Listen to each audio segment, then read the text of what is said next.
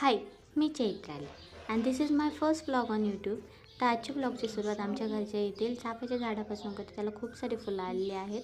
तर असे खूप सुंदर सुंदर फुलं आहेत त्याला आणि वासही खूप छान येतो. त्यानंतर तुम्हाला मी दाखवते आमच्या घरचं पेरूचं झाड. खूप पेरू लागलेले आहेत त्याला आणि इथेच पेरू बघता बघता मला एक पेरू पिकलेला दिसला. तर मी म्हटलं तो खाण्या इतका तर पिकला आहे. तर मी त्याला तोडत होते, पण तो तोडता येत नव्हतं मला, थोडासा कठीण जात होता. तर पण तो तुटला आहे आणि तुम्ही बघू शकता तो किती छान खाणे इतका तो पिकलेला दिसतो आहे. त्यानंतर इथे आमच्या घरचे इथे आहे, आमच्या इथे ॲलोवेराचे पण झाडं आहेत. हे आहे कोरफड आणि आमच्या घरच्या समोरच एक सीताफळाचं पण झाड आहे. त्याला पण सीझनमध्ये खूप सीताफळ येतात आणि छान लागतात, त्याची पण टेस्ट भारी आहे. तर मी पेरू घरात घेऊन आले आणि लगेचच त्याला कट करायला लागले.